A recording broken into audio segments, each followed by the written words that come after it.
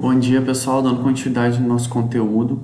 Hoje a gente vai estar falando um pouquinho sobre as alterações de atenção e da orientação. O que seria isso? A atenção é a capacidade de focalizar a atividade psíquica sobre um ou vários estímulos que estão presentes em determinado local. Ou seja, a atenção seria o simples fato da gente conseguir se manter atento, manter-se concentrado em determinado tipo de coisa que está acontecendo em um local, certo? E quando a gente fala de atenção, a gente vai ter alguns distúrbios que vão estar relacionados a ela, que seria, por exemplo, o distúrbio de vigilância, que inclui o aumento da vigilância, que seria a hipervigilância, e a diminuição da vigilância, que seria a hipovigilância. Na hipervigilância, pessoal, a gente vai ter um estado onde o indivíduo ele está atento a um estímulo novo a cada momento. Ou seja, ele desloca sua atenção de um fato para o outro com grande rapidez. Isso seria hipervigilância. Quando o indivíduo ele consegue deslocar sua atenção de um fato para outro, para várias coisas que estão acontecendo em determinado local. Ele consegue se manter atento a todas as coisas que estão acontecendo em determinado local. Isso ocorre, quando isso vai ocorrer, né, os quadros de hipervigilância? Vai ocorrer em quadros maníacos e nas excitações por substâncias euforizantes. O que seriam essas substâncias? Geralmente vão ser produtos químicos, como cocaína, coisas do tipo, certo? Mas já na hipovigilância, pessoal, é a caracterização da atenção em menor escala. Ou seja, o indivíduo ele acaba ficando mergulhado dentro de um mundo só dele, dentro do seu próprio mundo. Ou seja, esse indivíduo ele tem dificuldade de manter a sua atenção, de se manter focado em acontecimentos de determinado local. Nesses casos de hipovigilância, o indivíduo ele apresenta uma rigidez associada à diminuição da capacidade de mudar de foco, mudar o foco da atenção. Nesse caso, a hipovigilância vai aparecer em fadigas intensas, nos quadros depressivos e como consequência da obnubilação da consciência, ou seja, quando o paciente ele apresenta algum processo de desorientação. E agora eu vou citar para vocês alguns outros exemplos de alteração de atenção e de orientação. A inatenção, pessoal, seria a dificuldade de concentração, ou seja, um indivíduo ele só tem dificuldade de se concentrar em determinado tipo de coisa. Um exemplo que a gente teria para isso seria a hiperatividade, que a gente tem um indivíduo que ele consegue se concentrar, só que ele não consegue manter o seu foco por muito tempo em determinada coisa, em determinada atividade. Ou seja, esse indivíduo com hiperatividade ele vai ter dificuldade de se concentrar em uma atividade só. Ele fica mudando o foco da sua atividade sempre, de uma coisa para outra, o que impede que ele mantenha a concentração. A gente vai ter a distração, que é a mudança constante de foco, de atenção. Ou seja, é como se eu estivesse aqui dando aula para vocês e passa um mosquitinho voando no quarto, vocês começam a prestar atenção nesse mosquitinho e não na aula. Isso seria a distração, a capacidade de mudar constantemente o foco da atenção. A gente vai ter a desorientação, que é quando o paciente ele é incapaz de relacionar os dados a fim de perceber onde e em que época ele se encontra. Ou seja, na desorientação, o indivíduo ele vai estar conversando normalmente, mas se você perguntar em que ano estamos, ele pode responder 1900, ao invés de 2020. Ou seja, ele está lúcido, porém ele está desorientado em referente ao tempo e ao espaço.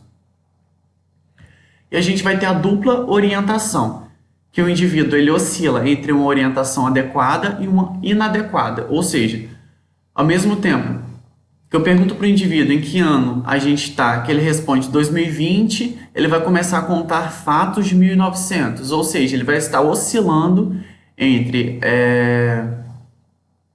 a orientação normal, adequada, e um processo de desorientação. É isso que eu sempre falo. É muito difícil, em alguns casos, a gente está conversando com o paciente e a gente conseguir saber se ele está orientado ou não. Porque ao mesmo tempo que ele tem um discurso orientado, ele pode oscilar. Daí que vem a importância da gente estar muito atento a esses sinais que o paciente apresenta. Agora eu vou falar um pouquinho para vocês sobre as alterações de memória. O que seriam essas alterações? As alterações de memória são classificadas em alterações quantitativas e qualitativas de memória. Ou seja, as quantitativas, pessoal, seriam relacionadas a hiperamnésia e amnésia. O que seria isso? E tem a paramnésia também. Na hipermnésia, a pessoa se recorda de tudo em quantidade aumentada, ou seja, a gente diria nesse caso que a pessoa tem uma excelente memória, que ela consegue se lembrar de muita coisa, só que não é exatamente disso. A pessoa se lembra de tudo em uma quantidade aumentada, porém a qualidade da memória ela é prejudicada. Isso vai ocorrer quando? Em transtornos orgânicos gerais, por exemplo, Alzheimer, Parkinson, coisas do tipo, isso seriam transtornos orgânicos, em excitações maníacas ou hipomaníacas, epilepsia, sonhos, hipnose, situações limites de risco, ou seja, quando o indivíduo ele é colocado em risco, por exemplo, ele pode se recordar de muitas coisas que ele já viveu, porém não tendo uma qualidade tão boa dessas recordações. E manifestações tóxicas por cocaína ou anfetamina e no início de algumas doenças demenciais. Vocês estão vendo que, de acordo com o que eu vou falando para vocês, vários tipos de sinais e sintomas de transtornos mentais, eu cito repetidamente as manifestações tóxicas, por exemplo, com a cocaína. Isso vai estar presente em grande parte dos casos, porque a cocaína ela vai ter uma influência muito grande na capacidade psíquica do indivíduo, pessoal. A gente vai ter, agora voltando, né? A gente vai ter a paramnese, que vai ser a distorção dos dados da memória, ou seja, a pessoa vai se recordar de algumas coisas, só que com a qualidade distorcida. Algumas coisas ela vai conseguir distorcer na memória. O que seria isso? Eu me lembro de determinada situação, só que não com tanta qualidade. Então eu consigo aumentar coisas ou diminuir coisas dessa recordação. E a gente vai ter a amnésia, que é a perda total ou parcial da memória. Mas já na amnésia, pessoal, não vai ser referente somente a um quadro de algum tipo de transtorno mental ou sofrimento psíquico. A amnésia ela pode estar relacionada com diversas etiologias, ou seja, a amnésia vai ter diversas causas. Nas alterações de memória, a gente não fala somente de quadros de sofrimento psíquico. Nas alterações de memória, a gente vai ter várias etiologias, várias causas para a gente ter essas alterações de memória. Quais seriam essas causas? A gente pode ter doenças neurológicas, por exemplo, que causam danos cerebrais, como por exemplo a meningite, encefalite, traumas. Aí mais uma vez aqui, traumas físicos, porque quando eu falo de traumas podem não ser somente físicos, tá pessoal? Pode ser traumas psicológicos também. Então a gente vai ter traumas psicológicos, traumas físicos, o alcoolismo e drogas. Aqui eu só separei para vocês que eu poderia colocar só drogas, que o alcoolismo estaria incluso, mas eu quis separar para deixar bem claro que o alcoolismo, o álcool e também as drogas. Porque se eu falar drogas, aí a pessoa vai pensar, mas eu não uso droga, eu não uso cocaína, não uso maconha, não uso crack. Mas não são somente essas drogas. O álcool, que é consumido também, é um tipo de droga que pode vir a causar algum tipo de dano cerebral. Agora, dando continuidade, espero que essa parte tenha ficado esclarecida. A gente vai começar a falar um pouco sobre as alterações de afetividade. O que seria isso? A afetividade, ela compreende o estado de ânimo ou humor, o sentimento, as emoções, as paixões e reflete sempre a capacidade de experimentar o mundo de forma subjetiva. Ou seja, a afetividade, vai influenciar completamente na forma com que o indivíduo ele vai se relacionar com as pessoas, se relacionar com a sociedade onde ele está inserido. Ou seja, a afetividade vai ter um grande papel em como esse indivíduo ele está inserido na sociedade, como ele se destaca na sociedade, de certa forma. Então, a afetividade é quem determina a atitude geral da pessoa diante a qualquer experiência vivencial. Promove impulsos motivadores ou inibidores, percebe os fatos de maneira agradável ou sofrível, confere a disposição indiferente ou entusiasmada e determinados sentimentos que oscilam entre os dois polos e transitam por infinitos tons entre esses dois polos, a depressão e a euforia.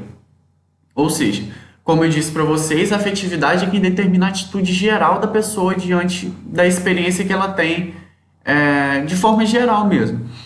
Ou seja, ao se deparar com determinada situação, essa pessoa ela pode ficar eufórica, ou ela pode ficar inibida, ela pode encarar uma coisa de uma forma agradável, ela pode encarar essa mesma coisa de uma forma mais sofrível, de uma forma mais triste. Ela pode ser indiferente a algo, ou ser interessada, ser dedicada a alguma coisa. Ou seja, tudo isso vai estar relacionado à afetividade.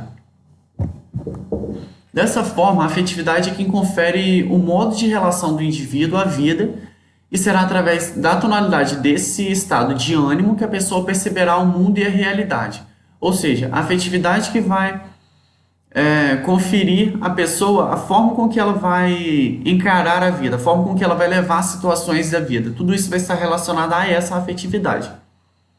Direta ou indiretamente, a afetividade ela exerce profunda influência sobre o pensamento e sobre toda a conduta do indivíduo.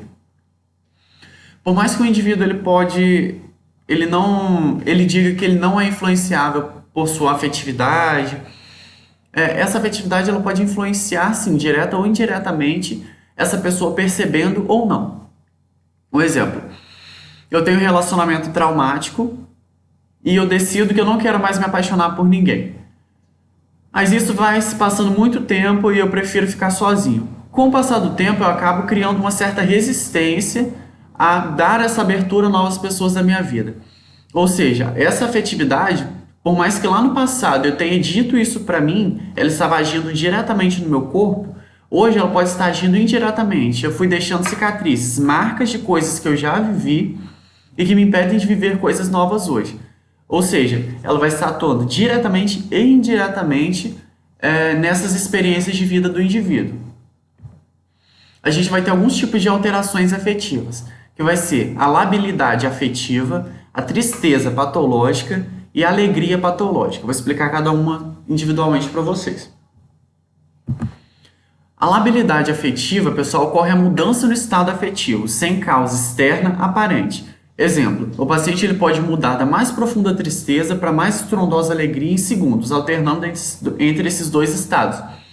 Um quadro que a gente vê que é de muito fácil entendimento para labilidade afetiva seria em casos de bipolaridade, que a pessoa ela vai ficar oscilando entre esses dois polos. Ao mesmo tempo que ela pode estar exageradamente feliz, ela pode estar extremamente triste, certo?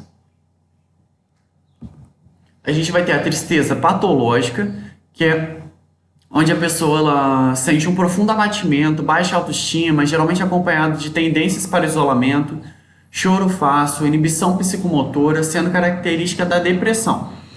Ou seja, a tristeza patológica ela pode estar associada a outros transtornos, a outro tipo de sofrimento psíquico, e ela também pode vir associada à depressão, que é um quadro que é o mais comum da gente enxergar, da gente visualizar esse caso da tristeza patológica.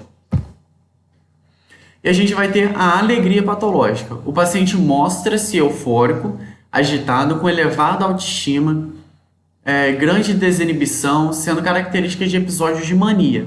Ou seja, não é só porque uma pessoa está triste que isso é patológico, não é só porque essa pessoa está alegre que isso é patológico, mas quando isso atinge determinada situação, atinge determinada escala na vida dessa pessoa, isso pode se tornar patológico.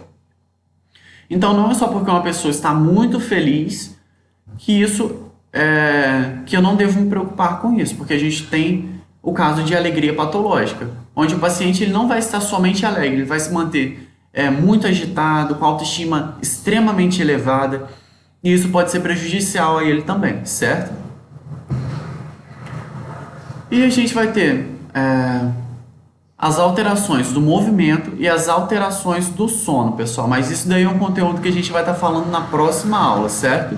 Espero que vocês tenham entendido. Estou à disposição para esclarecer qualquer dúvida. E é isso. Fiquem com Deus e até a próxima aula.